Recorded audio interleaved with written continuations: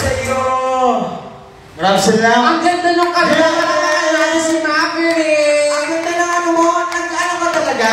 Ang ganda. Rapper siya, tapos siya yung nag-compose niyan. Ikaw yung nag-compose nun? Siya yung kumanta. Yes po, ma'am. Pero na, ginalang pa ako. Ay, siya pala, ma'am. May kasalian yung gasol.